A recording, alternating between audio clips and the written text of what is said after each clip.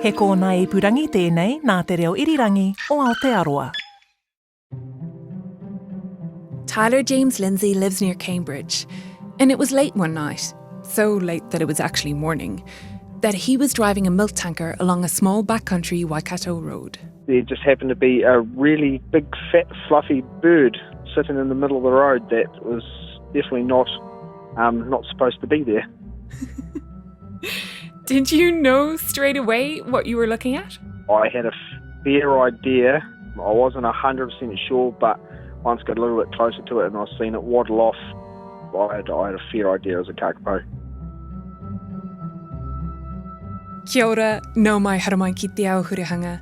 Hello and welcome to Our Changing World. Ko Claire Kincannon tēnei. Just imagine it. You're driving slowly in the darkness, pull around a slight bend, and there it is, a kākāpō, parrot of the night. Yeah, just a big green bird, just in the middle of the road looking straight at my lights. I think it was rather confused. Tyler's into native birds, so he was well aware that Kākāpō had been released into Sanctuary Mountain Maungatautari 6 months earlier. The person manning the Doc 24/7 hotline at the time was maybe less up to speed, though in her defence, it was about 2 a.m. To start with, she thought that I was pretty much full of crap. She was like, there's no kākāpō up there. You definitely, unless you're down south, you definitely haven't seen one. And then I mentioned about the Maungatautari Reserve and all that, which she actually didn't really know about. And then from there, obviously, she gave me an email address to send, so I could send an email on that. And yes, and then the next day, obviously, I sent the email.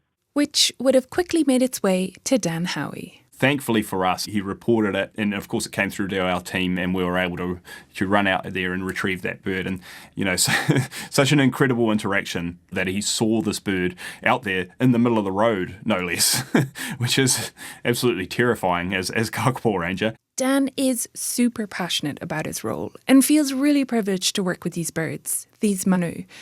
But it's probably fair to say that it's not been a stress-free year in the job. It's still something that comes with a high level of anxiety when I think we may have a bird outside of the sanctuary.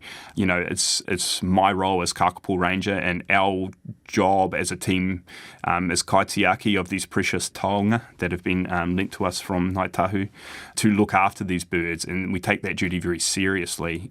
So to have birds outside the sanctuary made us somewhat anxious, but it also steels your resolve. You have to find a solution, and you have to find this bird as rapidly as possible. And so, you know, you work very hard to make sure that happens. Elwin, the escapee in this case, was found about 1 kilometre from where Tyler spotted him and returned to the sanctuary, thankfully unscathed. He would go on to escape again, which triggered the 2 strikes and you're out policy. In May, he was given a brand new home on Fiordland's coal island, Te Puka. And he's not the only kākāpō to have been shown the red card. Now, the people I spoke to for this episode continually emphasised that releasing these birds into Sanctuary Mountain Maungatautari was always being done on a trial basis, and that the trial is ongoing. But a year on, and several kākāpō escapades later, what's been learned, and where to next? All right, kia ora. Before we start the ceremony and the ritual of releasing these beautiful taonga into the ngāhere, just a couple of things. It's just over a year ago, July 19th, 2023. 4 male kākāpō are being released into Sanctuary Mountain Maungatautari, a 3,400 hectare fenced, predator-free forested area in the Waikato, about an hour south of Kirikiriroa, Hamilton. It's been 4 decades since these manu were last on Te Ika Maui, the North Island.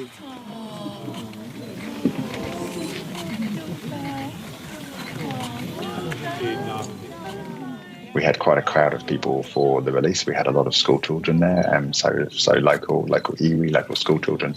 And the thing was, when we pulled the kākāpō from its box and basically to put it into a bag to transfer it, and everyone saw the kākāpō for the first time, and there was this collective intake of breath. Everyone just went, It was completely unscripted. It just really showed that the impact that these birds have. This is Andrew. Tēnā koutou katoa, ko Andrew Digby aho, ko te kaitohu tohu pūteo o Kākāpō me Tākehei o Te Papa Atawhai e mahi ana. So I'm Andrew Digby, and I'm the science advisor for Kākāpō and Tākehei at Te Papa Atawhai, the Department of Conservation. Andrew has been on the Kākāpō recovery team for about a decade. When he started, there were around 120 birds.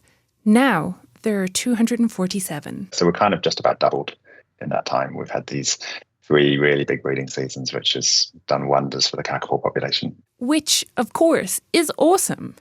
At one stage, there were only 51 Kākāpō left in the entire world. And that was the challenge, prevent them from going extinct. There's obviously still a long way to go in terms of numbers, but the successful breeding seasons has meant they now have a new challenge. Where to keep them all?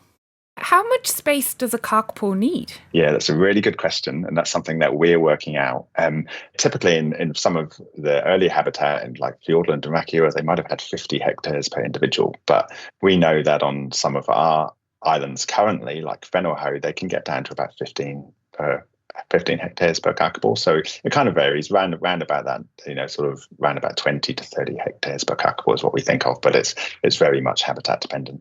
And when you run out of space, what do you push up against? Is it like the lack of food to share, or do they start squabbling, or, what's the issue when you've got too many Kākāpō in one place? It's both of those things. So one of the issues that we have is lack of suitable nesting habitat for females, or a sufficient habitat for them to be able to support offspring. So they need to be able to have enough remu trees, for example, to be able to feed their young. And the other thing that happens is that the males fight. So when they're up at their display sites or their track and bowl systems, they'll fight amongst each other. They will kill each other sometimes. So we want to make sure that doesn't happen too often. But we do have this issue that we don't actually know what's normal with Kākāpō. So still in the learning phase for what's optimal. So the southern predator-free offshore islands that Kākāpō have been breeding on are getting kind of full. And another breeding season is on the horizon. We think it's probably going to be 2026. So we'll kind of have nesting January 2026. That's our initial prediction. We base that on temperature differences between one year and the next. And it's looking like 2026 could be quite a significant year for Kākāpō. So they need new Kākāpō habitat. It must be predator-free. And while the majority of the Kākāpō live in the deep south right now, in the rohe of Ngaitahu, they used to be far more widespread across both islands. Here's Dan. We have really strong evidence that they were here in the Waikato. Midden studies from around Waitomo have shown that Kākāpō were, present in part of the diet here in the Waikato, and also coprolite studies have shown that they're present here. So we know they were here. The population of Kākāpō that we have left have obviously, lived for many generations in the far south. So while they're the same species as the birds that would have been present here in the North Island, they have adapted to that different environment. And so, it will be a change for the birds who come to Maungatautari. But they're very clever birds, and they eat a wide variety of vegetation. And from what we are seeing at Maungatautari, they are eating well on the Maunga. They have adapted to the new food resource they have on the mountain, but we need to know more about exactly how well they're doing that and what they are eating and how they're using that habitat. This trial, introducing Kākāpō to Sanctuary Mountain Maungatautari, has been about a decade in the making. It's not as if the birds were just plonked in there to see what happened. There was a lot of relationship building, planning, training and preparation beforehand. First, the sanctuary itself had to be modified. Here's Andrew. We actually had a few trials down on Whenua to understand Kākāpō in a fence space. We'd had Kākāpō in small enclosures before, but never anything on that scale with that type of fence. So we wanted to understand, would Kākāpō climb out of that fence? Because these fence sanctuaries were designed to keep pest animals out. They weren't designed to keep anything in. So we'd never had this situation before of how to keep something in there. And they've actually been built to allow things to climb out. We want, say, for example, if a weasel gets in, we want it to be able to get out easily enough. So they were built with a hood on the outside, but not on the inside, for example. So they were the trials that we did, was to understand, could Kākāpō climb that fence? And if so, what would we do about it? So the design we came up with actually was a baffle on the inside of the fence, basically a tin barrier. And our trials showed that Kākāpō would not climb that barrier. The fence at Maungatautari is 47 kilometres long. It took about 6 months across the summer of 2022/23 and about $900,000 to add the baffle. Meanwhile, Dan linked up with the Kākāpō recovery team to get some training. 2 years ago now, I was given the privilege of going to Pukenui, Anchor Island, which is one of the southern breeding islands where the main Kākāpō population is kept. And I spent 2 weeks extensively training with the team down there. I learned a lot around tracking Kākāpō and handling Kākāpō, how to do health checks, how to do transmitter changes and things like that. Plus, when the birds arrived, they had initial on-site support from the Kākāpō recovery team. And there were other preparations underway too. Oh, look, that was just an amazing opportunity for learning again. The ultimate is the learnings from the iwi to iwi interaction over this taonga species. Kia ora tātou, ko tāna Davis tōku ingoa, Turunanga o Naitaho representative on the Kākāpō Recovery Group. Kia ora. It wasn't the first time the Kākāpō have been moved from the Naitahu Rohe. There are a few on Hoturu o Toi, Little Barrier Island, in a trial there, but this transfer of a taonga species and sharing of knowledge with Waikato, iwi and hapu was a vitally important part of the kaupapa. It was about how do we make this happen, because we both do have our own tikanga values as iwi. We have our mana iwi values as iwi, and what is the kawa? How do we do these things, And my mind sort of set back way back in time before colonisation. Maybe our people did do this in exchanging various manu, but of course there would have been a food source. So in this case, these manu were being exchanged alive instead of back in the day when they were being exchanged, not so alive, but as a kai source, I guess you could say.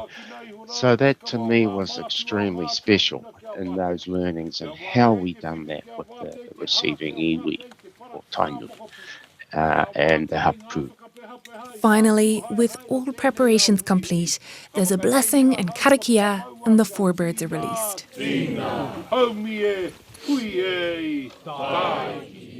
And at first, everything was great. And those 4 males were relatively stable in the first 3 months, as in they settled into fairly regular territories and were, fairly easy to manage in those first few months.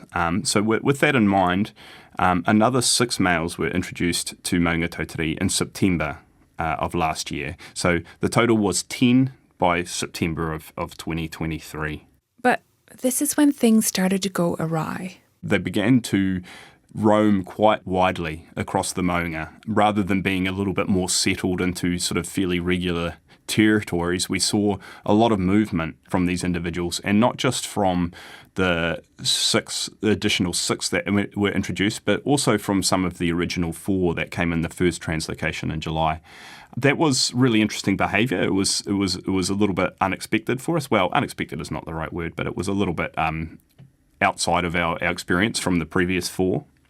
And then in October of that year, we had our first Kākāpō leave the sanctuary, and that was a real learning for us. That was Tautahi, and it appears that he left at the west side of the Maunga and went on a bit of an adventure from that side of the Maunga, circumnavigating towards the south. And so that was quite the experience for us, and a real shock. We had not picked up on him for a couple of days, so we made a concerted effort to have a look for him. And when one of our rangers was travelling outside the sanctuary in a ute with what's called a non-directional aerial, so an aerial stuck to the top of the roof, which is just listening very broadly for radio signals, and he was shocked when he picked up a beep in an area where we were not expecting to pick up a beep. So it was all hands on deck, and we all rushed to that area, and were able to track down Tautahi, and he was up high on this rock formation in amongst a bunch of fallen pine, which was completely unexpected. But he was retrieved happily and healthy and returned to the sanctuary without injury safely. But yeah, it was a real shock and a real learning for us when that happened. And those escapades continued. We saw a real increase in the number of Kākāpō leaving as the summer progressed. And they had to introduce some rules. One escape was a yellow card. A second, and they were shipped back down south. To be frank, there is a fair amount of danger for these birds beyond the safety of that sanctuary fence. You know, the farmland which they were crossing and have crossed involves things like livestock and farm dogs. There are, traps on these farms, things to control possums and the like. The support we've had from the community, I've spent a lot of time, knocking on our neighbouring landowners' doors at all hours of the day and night to say, "Oh, hi, I think we may have a kākāpō on your land. Is it okay if I come across your land and hunt this bird down?" And the support from the community has been overwhelmingly positive, both from our neighbouring landowners, farmers and things, but also from iwi and the local Māori community has been great in supporting us in that space. I couldn't help but think how frustrating this must have been to have this massive, beautifully forested, predator-free area with this nice high point of the mountain close to the centre. You would think perfect as a spot for a kākāpō to boom from. And then for them to ignore all that and head towards the fence. But maybe I'm looking at it in the wrong way, not in a trial way. Because though Dan says it's been stressful for him and others, with every escape, with every season, they're learning more about how kākāpō behave around all the new things they're encountering. Here's Andrew. It's the why for me that's most important and most interesting.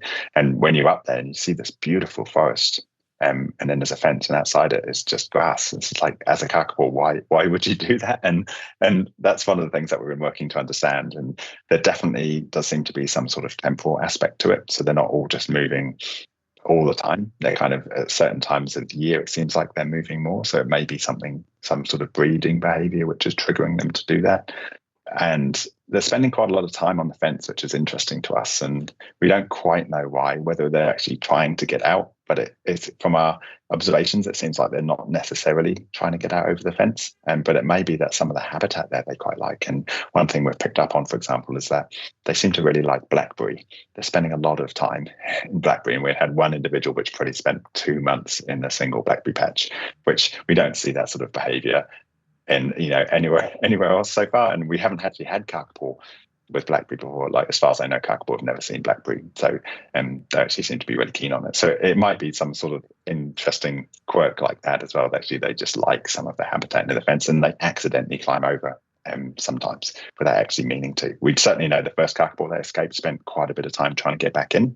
So that was interesting. But other birds that have escaped have kind of made a beeline and headed straight away from the sanctuary too. So yeah, there's not a clear, consistent picture. Unfortunately, you can't ask a kākāpō why it's choosing to boof over a fence instead of staying in the nicely forested, safe sanctuary. Tane has his own opinions, based on his years of interaction with the manu. Kākāpō, they see a fence, so it's kind of like, well, okay, so, maybe that's in their mind to challenge it.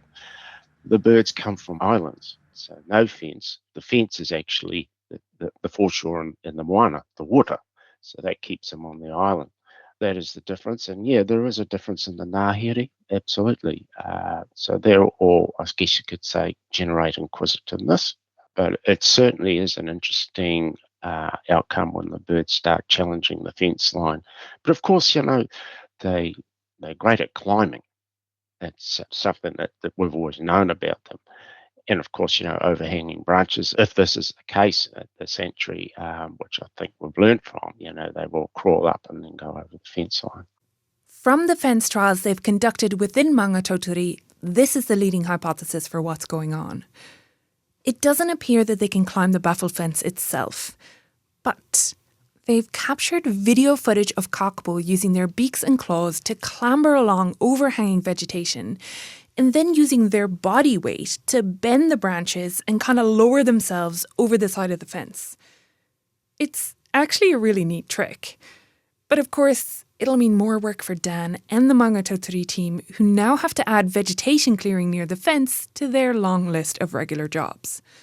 There are only 3 kākāpō remaining now in the sanctuary: Bunker, Teatanga and Tautahi, who, despite being the first to escape, now seems to have settled down. It's not that every other bird got the red card. It was also decided to reduce the numbers down so that the monitoring load is feasible. Dan sent me some voice notes from his day-to-day activities in the forest. Main piece of work we do with Kākāpō here at Maungatautari is to locate them each day. So this involves walking through the bush, carrying a yagi and a TRA. Yagi is effectively a handheld aerial and TRA to radio receiver, and the radio receiver picks up on radio pulse put out by a backpack transmitter worn on each Kākāpō. By taking a bearing of the direction of the strongest signal, we're able to get a picture of each Kākāpō's location.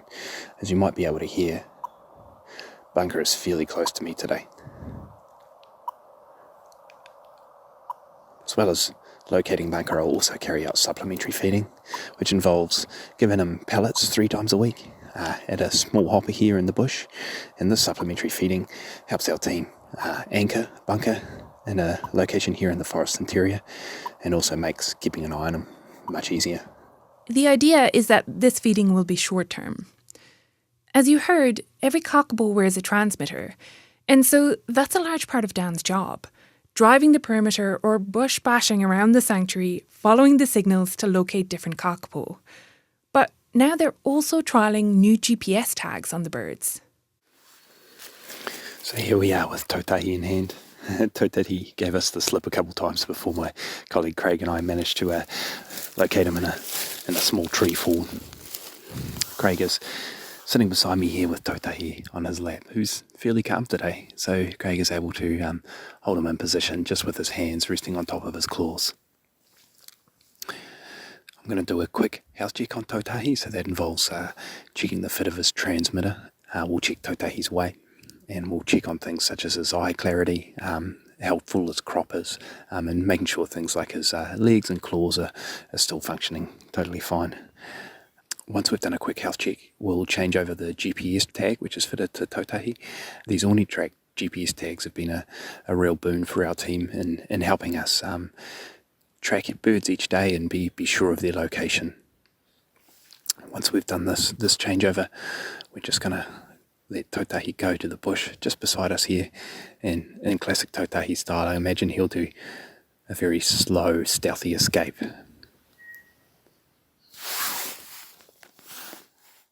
Now, this habitat trial is very much focused on the well-being of the manu, but it's also the first time that Kākāpō are in a place that we, Joe Public, can also be in. And this matters, says Tane. That overall sense of Kākāpō being on the maunga, I think really does boost the mana of the people, absolutely. Even if they don't get to see it, it's the knowing that it's there. You don't necessarily have to go and see the manu or get that. Well, unfortunately, at times you won't get to see the manu because of its colouring and so forth as it blends into the ngāhere. But at the same time, of course, the sanctuary is different from a zoo. It's about knowing the species is there. You don't actually have to, will get the opportunity to see it. Because if you think about it, way back in so many years ago, we nearly lost them to where they weren't there at all. They blend in and they're only active at night. So yeah, chances of seeing them are very low.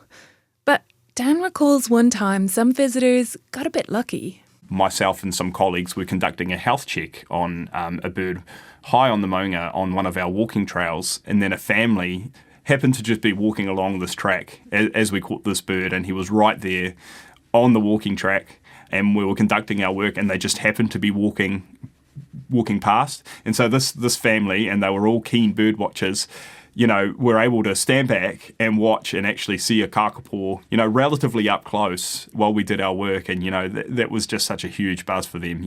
Way to tick off pretty much the rarest bird you could possibly tick off on your bird watching list just by coming to Maungatautari and being in the right place at the right time. So what's next for Kākāpō in Maungatautari? The thought was that one day they could breed here. So far, it's only been males introduced as part of the trial, those that have been deemed lower value breeding-wise. Sorry, guys. Here's Dr. Andrew Digby. We're keen to commit to this trial basically to learn more about it, because we know we've just had a year and we've still got a lot more that we want to find out. We've just recently done a fence trial up there to understand how they might be escaping. That's a really important learning for us. We really want to try and look what happens over time. Maybe these birds will settle down a lot more with time, or maybe they will continue to have these seasonal movements. So that's kind of really important information that we want to learn, plus, what they're eating and how they go in general within a fence sanctuary, because the fence sanctuaries are important for Kākāpō. They could still play a pretty important role into the future. So we really want to understand, how they can support a Kākāpō population and how Kākāpō do at Maungatautari too. So we're committed to continuing this trial just with a smaller number of individuals. Does the hope still exist that there could be a breeding population within a fenced eco-sanctuary? Yeah, we would like that. Yes, we think fence sanctuaries still have a role to play. There's the goal of predator-free 2050 and having vast areas unfenced, but I think fence sanctuaries have got an important, at least interim role in that. And one of the issues that we have with Kākāpō is that they need quite a lot of space. So a lot of the fence sanctuaries, say for example, Zealandia, an amazing fence sanctuary, but it's too small to keep a population of Kākāpō. You could only really get a few Kākāpō there, and it's not a viable population. But with Maungatautari, it's so big that you could easily have a breeding population of Kākāpō there in terms of space. So if we can keep them in, and if they show signs of breeding behaviour, then it's certainly potential. And any other large fence sanctuary as well, as long as it's big enough. We could have Kākāpō there. And what about Kākāpō in general? With that breeding season predicted for 2026, the newest habitat trial is now happening on Coal Island, Te Pukahereka. Elwin, he who played chicken with a milk tanker, is yet again a pioneer. But still more habitat is needed, and Tane has a grand idea of where that could be. To the future, my thoughts are, in regards to, we need to obviously be looking at more habitat, pest-free habitat, absolutely, because Kākāpō is so vulnerable to pests, and hence Kākāpō going to Maungatautari. But there are other opportunities out there, and I'll just touch on a big island that's across from Fauveau Strait from Murihiku, and there's Rakiura. That's the taonga's kāinga, the hōkāinga. That's where some of these birds have come from. We've got some really good initiative planning going on at the moment in regards to Rakiura becoming pest-free.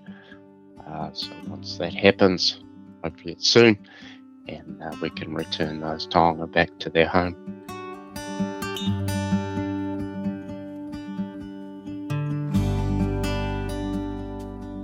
Thanks to Tyler Lindsay, Dan Howie, Dr. Andrew Digby, and Tane Davis.